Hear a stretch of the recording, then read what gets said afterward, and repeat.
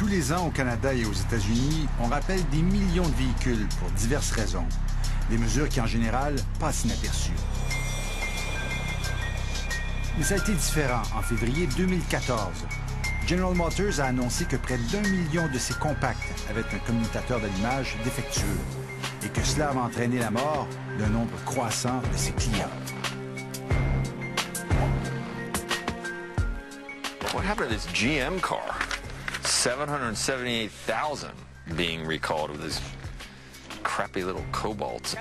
La nouvelle s'est répandue et le nombre de véhicules visés par le rappel a augmenté de façon exponentielle. Word of a massive recall from General Motors. More than 1 million vehicles are affected, and here's the issue. It's an ignition problem. Au siège social de GM à Détroit, la liste des morts liés aux commutateurs défectueux s'est aussi allongée. GM a reconnu sa responsabilité dans au moins 29 cas. La firme a reçu 150 réclamations à la suite d'accidents mortels et plus de 700 pour blessures graves. Et les réclamations augmentent chaque semaine.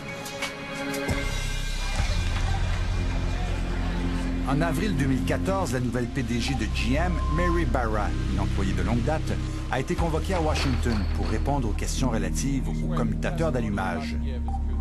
Des questions qu'on aurait pu poser, qu'on aurait en fait dû poser il y a une décennie.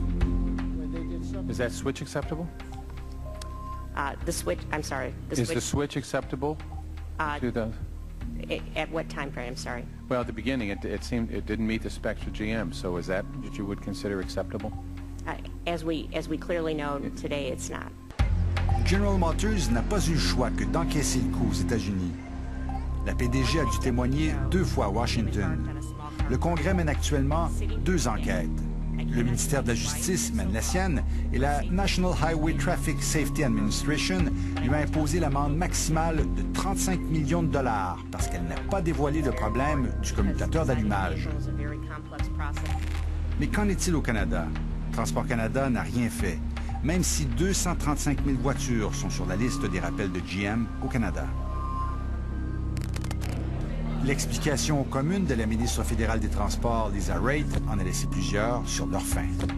Transport Canada was not aware of an ignition switch issue prior to receiving its first notice from GM Canada in February. Lisa Raitt a donc dit au Parlement que Transport Canada ne savait rien du problème lorsque GM a annoncé son grand rappel. C'était en février 2014. Or, il semble que ce ne soit pas tout à fait exact. Le jeune Danny Dubuc-Marquis est mort au volant de sa Cobalt le 23 juin 2013, 8 mois avant le rappel.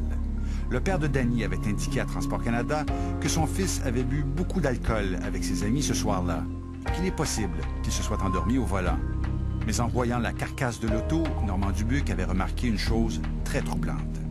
Les policiers nous ont laissé regarder le véhicule pour s'apercevoir que dans le véhicule, que j'ai comme dit aux policiers, je dis les airbags n'ont pas ouvert. Il y a de quoi de pas normal là-dedans. Là.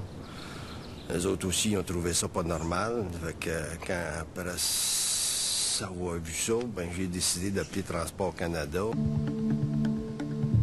Quelques jours plus tard, la Sûreté du Québec a contacté les enquêteurs, mandataires de Transport Canada, à l'École polytechnique de Montréal, pour savoir pourquoi les sacs gonflables ne s'étaient pas déployés.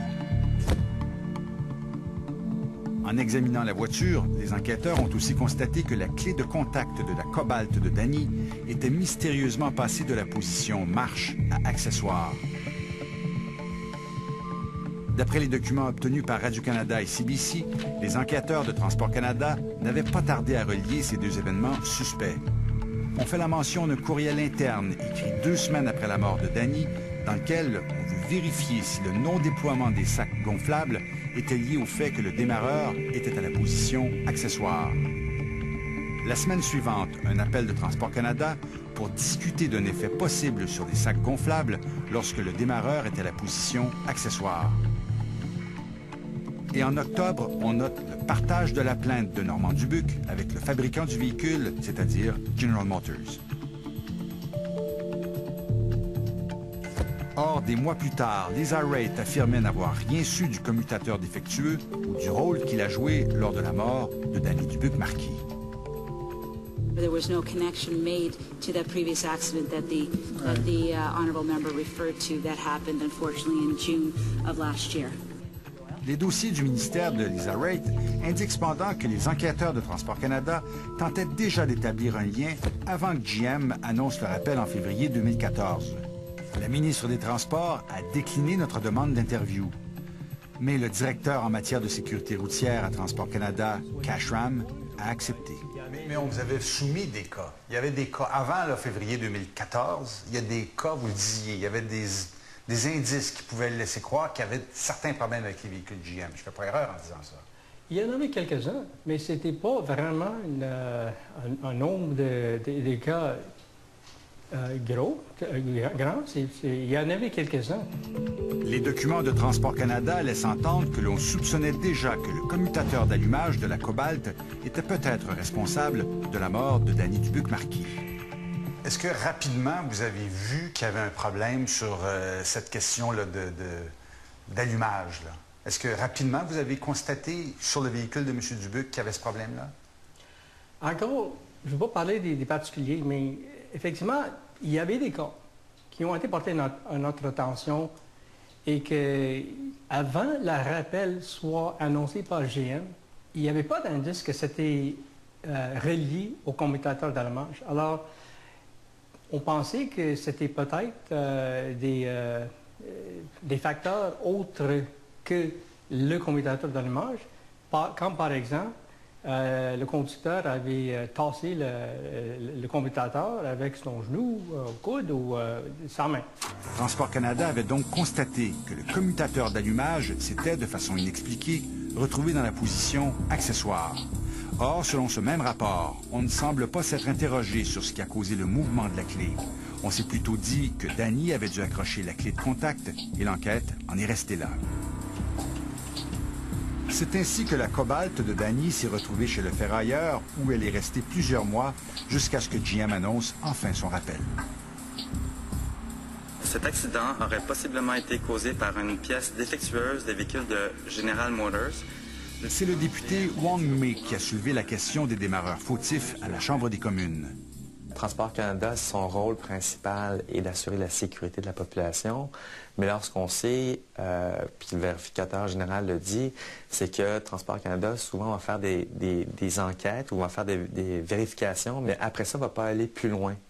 Quand des compagnies ont des problèmes ou que Transport Canada découvre des problèmes avec les compagnies, ils n'ont pas les ressources, ils ne vont pas faire de suivi. Ils vont laisser ça passer. Encore une fois, je fais le gros parallèle avec la sécurité ferroviaire, mais on a vu à quel point il y a eu des lacunes qui ont eu des résultats catastrophiques.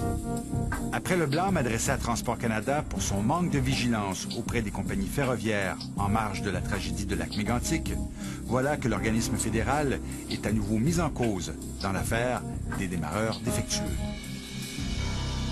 Est-ce que Transport Canada a les moyens de ses ambitions en matière de surveillance? Transport Canada n'a pas les moyens de ses ambitions en matière de surveillance. Ils ont besoin de plus de ressources. Mais je vous dirais, plus d'inspecteurs, ça ne réglera pas le problème tout seul. Il y a d'autres affaires à faire, d'autres correctifs. La collecte des informations doit être améliorée. Ça serait la première chose à faire. La deuxième, c'est en matière d'électronique.